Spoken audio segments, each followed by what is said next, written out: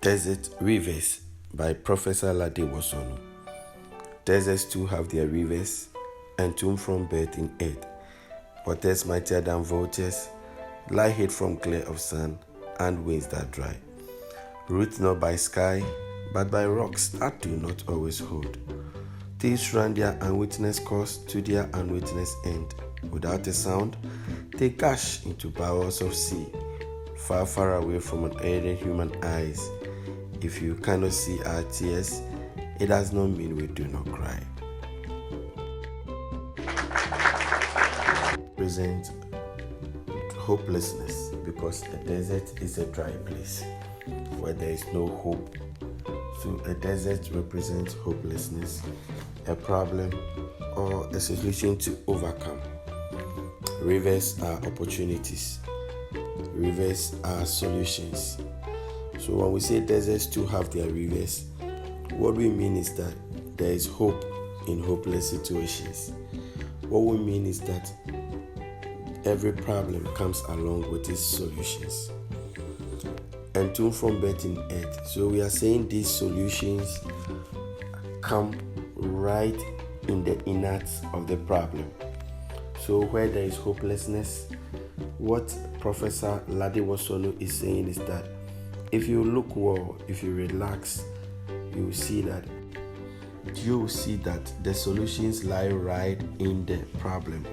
You will see that every cloud has a silver lining. So do not look at only the cloud, but look at the silver lining it comes along with. And we say these solutions are mightier than the vultures. Bring together the black vulture, bring together the river vulture, any kind of vulture you have. When you bring them together, we are saying this hopefulness, we are saying these solutions are bigger than all of them. And they are not obvious. That is why they lie hid from the glare of sun and the wind that dry. They are not ruled by the sky, so not everybody can see, but by rocks that do not always hold. So this is what we are saying. You have to look well. You have to observe well. You have to think through before you can bring out this hopefulness in the hopeless situation. They run their unwitnessed course to their unwitnessed end. Not everybody can see it, but they run their course without a sound. They may do it silently. They gush into powers of sea. Eventually, they come out. Eventually, people hear of them. Eventually, everybody sees the light. But from the beginning, it was far, far away from unaided human eyes. If you cannot see our tears, it does not mean we do not cry. If you don't see the solutions, it does not mean they are not there. If you don't see the hopefulness, it doesn't mean there is no hope there. So this story is also to our young talented ones who feel unappreciated. There is a gift in you. There is a talent in you. You may not be book smart in class, but you may be football smart. You may be dance smart. You may be music smart. You may be science smart. Go for it. They are hidden in you. They are huge, bigger than the vultures. People may not see them because they lie hid from the glare of the sun and the winds that dry. People may not see them, so people may not appreciate you for them. Don't give up and don't give in. Work on your talent. Run the course. Allow them to run their course. Wake up at dawn. Wake into the night. You are a student. Wake up at dawn. Learn your books. You are a writer. Wake up at dawn. Write. Work into the night. Work unnoticed. Work without a sound. Work silently. Work far, far away from unaided human eyes. Eventually, you are going to gush into bowels of sea. Eventually, your product is going to come out, your solution is going to come out, whatever you've been working on is going to come out, and everybody is going to see. But right now that you are unappreciated, don't give up. Keep working. Keep working. Be a desert river. Work underneath until you gush out. Then everybody is going to see the situation. Then everybody is going to see your value. Remember, if they don't see your value, it doesn't mean you are valueless. Thank you. So let's understand some of the vocabulary in the poem. The first one is desert. A desert means a wilderness or a dry place. Entombed, buried, as in a tomb. Glare, it means to stare or to gaze. Gush, to surge out or to pour out. Bowel, the stomach, intestine, or a huge container. The structure of the poem, it's made up of 13 lines and it's just one stanza. What type of poem is it? It is a free verse or a blank verse because the lines do not rhyme.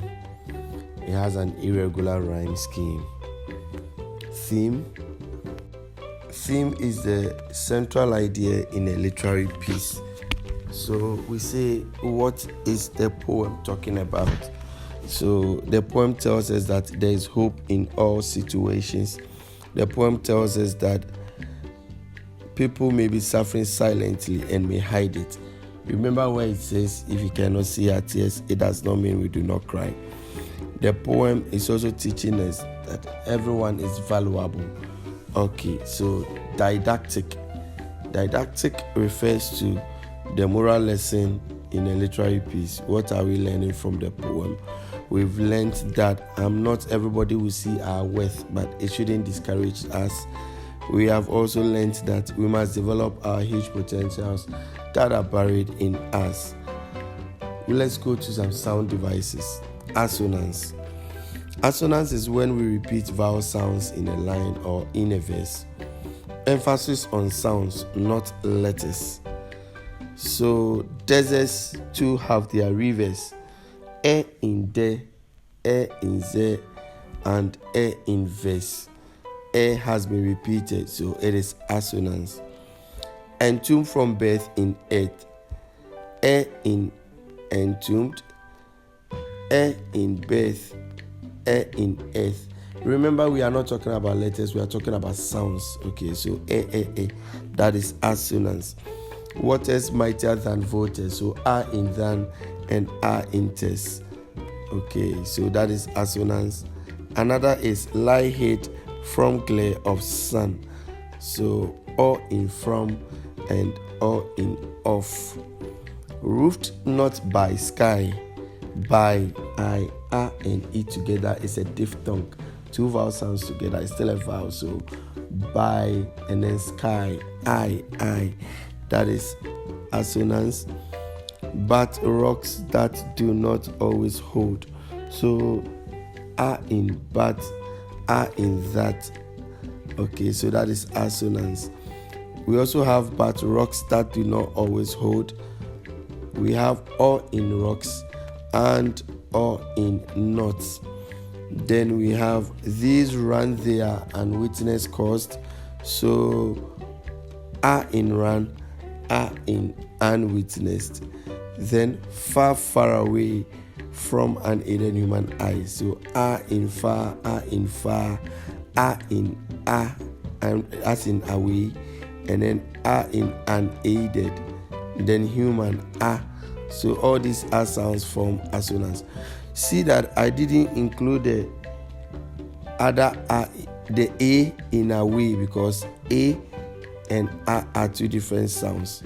Okay, now let's look at alliteration now, another sound device.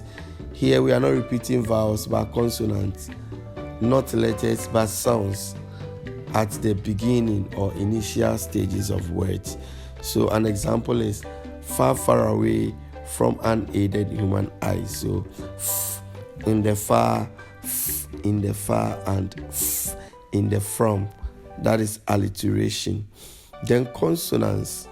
Here also we are repeating consonant sounds, this time not at the beginning but at the end of the words, at the final position of the words. So deserts too have their rivers. At the end of deserts, at the end of rivers. So that is consonants. Another is waters mightier than voters. In waters, in voters at the end. Another is, but rocks that do not always hold. S in the rocks, S in the always. And then we also have but rocks that do not always hold. This time, S in the but, S in the that, and S in the not. Okay. Then to their unwitnessed end without a sound. So we have d at the end of unwitnessed, d at the end of end, d at the end of sound. So that is consonance. Then we'll go to repetition. Say using same words over and over. Using same words over and over. So an example is far, far away from unaided human eye. So far has been repeated. Then it does not mean we do not cry. Not has been repeated. Then we'll go to onomatopoeia. Onomatopoeia. Get the pronunciation right. It's not onomatopoeia. It is onomatopoeia. The O is silent. So it's not onomatopoeia. No, it's onomatopoeia. Okay. So these are the use of words which imitate their sound. An example is they gush into vowels of C. So gush is onomatopoeic. It means that as it gushes, it makes the sound kush, kush, gush. So it imitates its sound. That's why it's onomatopoeic. Let's go to some comparative devices. Simile. Simile is an explicit comparison, a comparison that is obvious. So normally we use than, like, or as. An example is waters mightier than voters. So mightier means we are comparing water that is mighty, voter that is mighty, but we are saying the waters are mightier than the voters. The than itself makes it simile. Not because it is that, but because it's comparing. Okay. Another device is metaphor. Metaphor is also a comparison, but it is not obvious. It is rather implicit or implied. It's not obvious. You can see. An example is they gush into bowels of C. So to say the bowels of C is to assume that the sea is a huge container. It's a huge container, or it's like a stomach that receives, and that is metaphorical or symbolic, if you like. Imagery. Imagery is the use of words that appeal to our senses. If it appeals to our sense of sight, we call it visual imagery. If it appeals to our sense of hearing, it is auditory. If it appeals to our sense of touch, it is tactile. If it appeals to our sense of taste, it's gustatory. And if it appeals to our sense of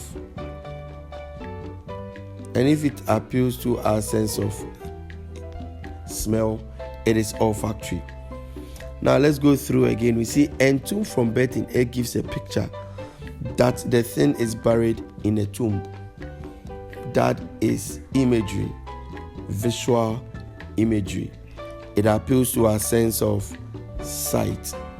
Roofed not by sky suggests that something is covering another thing. That is visual imagery. The gush into bowels of sea assumes that the sea is in a container or like a container. Visual imagery. Now let's look at personification.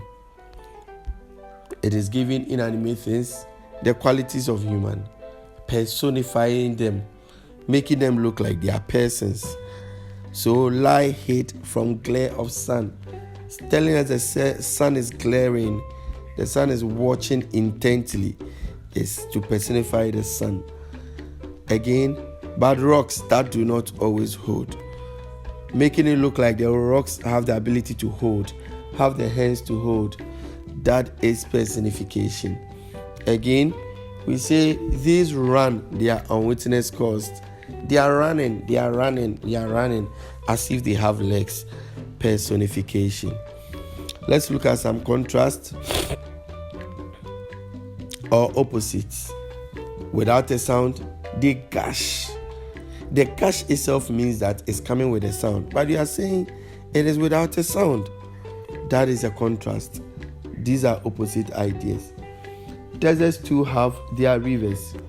A desert is a dry place that should not have a river. If it does, then we have used contrast. Let's look at oxymoron. Here we are using two contrasting words but adjacent each other or next to each other. So we have desert, rivers.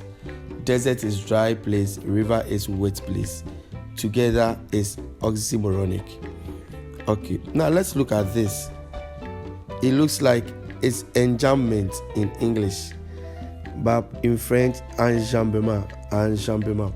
These refer to run-on lines or lines without end punctuations, lines that run onto the next lines. So if you view carefully, you see that until from birth in earth runs onto the next line, so there's no punctuation at the end. Waters mightier than voters, same. Lie hid from glare of sun, same. Roof not by sky, same. These run their unwitnessed course, same. To their unwitnessed end, without a sound, runs onto the next line, they gush into vowels of C. These ends are analysis. Thank you very much for listening.